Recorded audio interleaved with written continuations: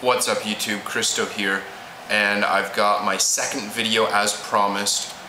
This will be another 5 great scents in 10 minutes. Thought I'd do something that I like doing, that my subscribers and viewers liked watching as well. The first time I did this I got really great feedback. Even people who didn't agree with me, they really liked the idea, they really liked what I was doing, so I thought I'd do another one.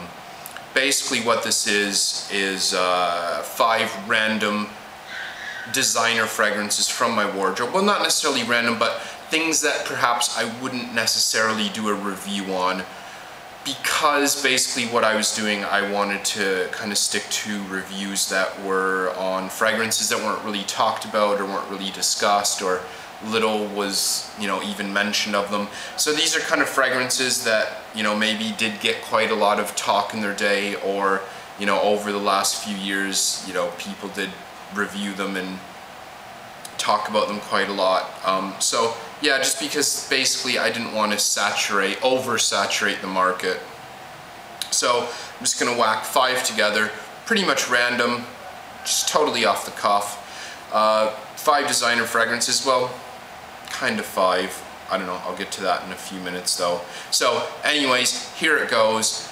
5 great scents in 10 minutes. I got my digital stopwatch going. Let's start. So, first fragrance. Now this is actually the reason I said kind of 5 designer.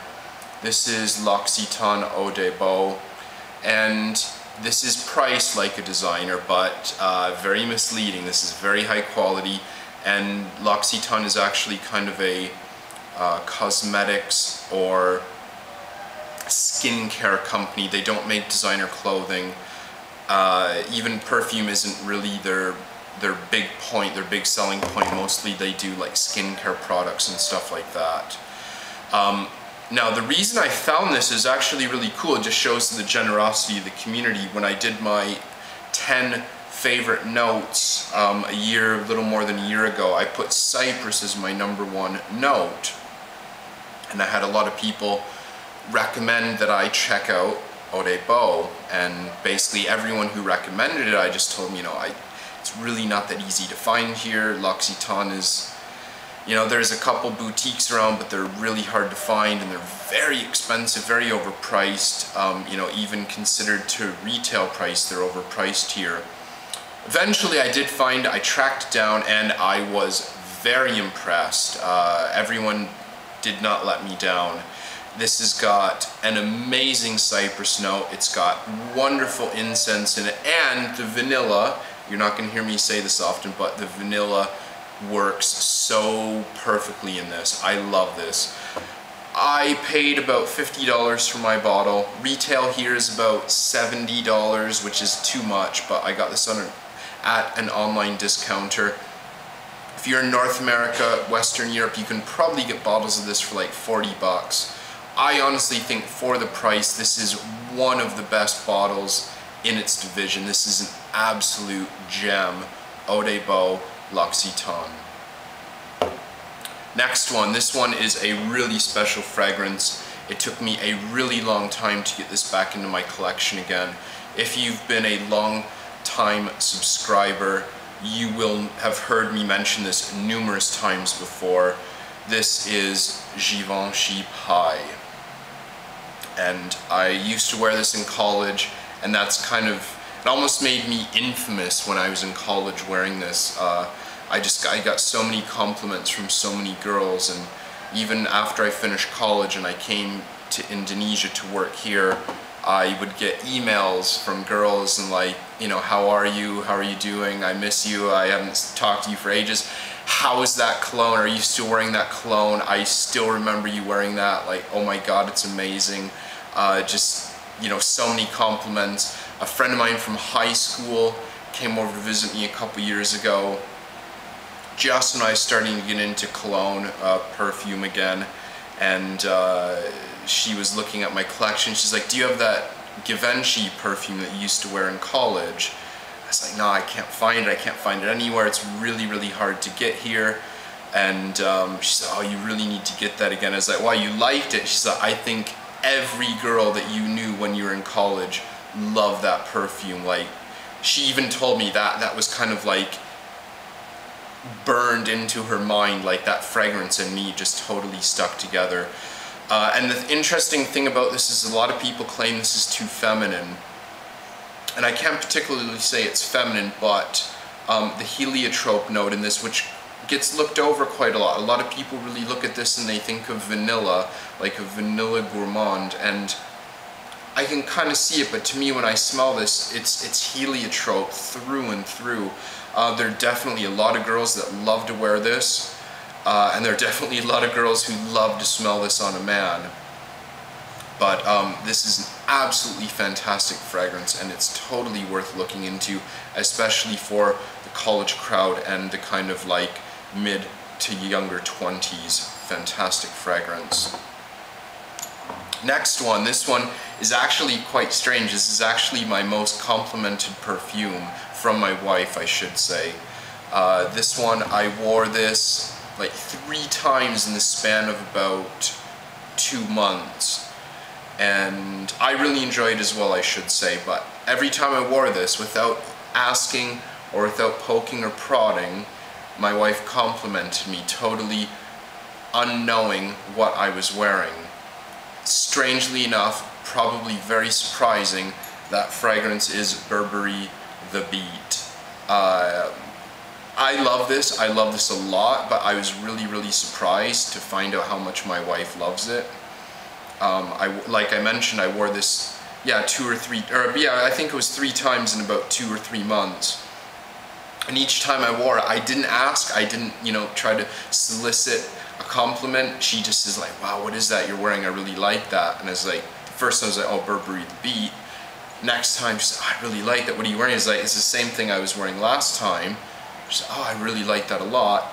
And then she said it again, and she's like, I recognize that now. And that's what it is. This is an absolute full-on pepper bomb. It's got pepper, bit of citrus, bit of violet in it as well. But to me, this is perhaps not the best pepper fragrance out there, but it is an absolute pepper bomb. This just smells like, just a fistful of black pepper. I wore this to the pub like a month ago.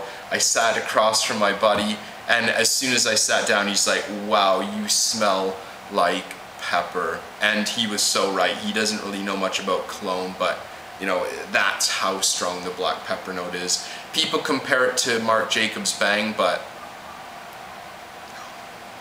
okay, moving along. Next one. If I use a few cuss words in this, you have to forgive me, but this fragrance, okay, you'll see what it is. Next one, this is Givenchy Homme 2, and there's rumors that this has been discontinued. I don't know if they're true or not. I kind of learned my lesson about believing whether fragrances were discontinued or not. I kind of believed too many people when they said they were without doing my research. I did my research on this and I can't find a definitive answer, but I'm gonna say this, I love this. This is a fantastic fragrance. Tea, cinnamon, strange pimento feeling that almost gives me kind of a gherkin smell to it, like a gherkin pickle. And this gets compared to L'Artisan Parfum's Tea for Two, and a lot of people just swear up and down that they smell so similar, but to me, Tea for Two, I can't stand it. I hate it. I find it really disgusting. It smells like I've spilled a cup of chai on myself. I don't mind chai, but I don't want to smell like it. This though, I love this. It's cooler, it's more refreshing. It's not sweet, it's got the tea, but it's got a bit of spiciness to it instead of sweetness, which I really appreciate. If Gucci did discontinue this, they're morons. And considering what they've done recently in the perfume game, it honestly wouldn't surprise me. I love this. I'm definitely gonna buy another bottle. This, whether it's discontinued or not, just because I want another bottle. It's fantastic. Last bottle, this one, something of epic proportion. This one, 3-4 years ago when the fragrance community on YouTube first started out, this was like of mythological proportions. A Men from Thierry Mugler. The way people talked about this 3 or 4 years ago, the reviewers, it was so funny because it was like, the stuff lasted like 20 hours plus, and if you sprayed this more than 2 or 3 times, you'd have to get like a hazardous waste material team into your house to like spray you and clean you off because it was like toxic.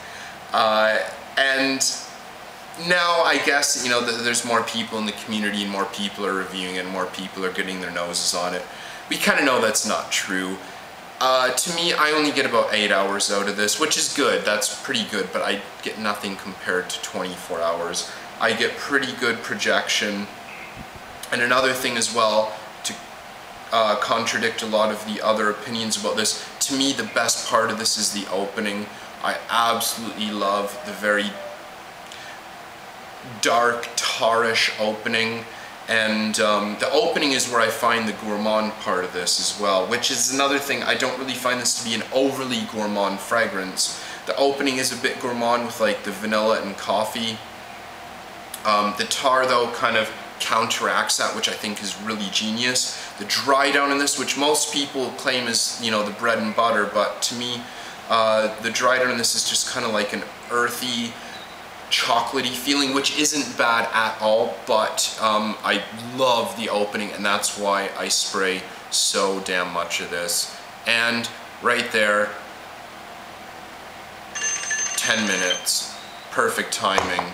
So 5 great scents, another 5 great scents in 10 minutes. I hope you enjoyed it. Please let me know what you think of these. I'm sure some of you will disagree with my opinions, but you know, I'd really like to hear your feedback. So thank you so much for watching, and I assure you I'll get my reviews up soon. Thanks.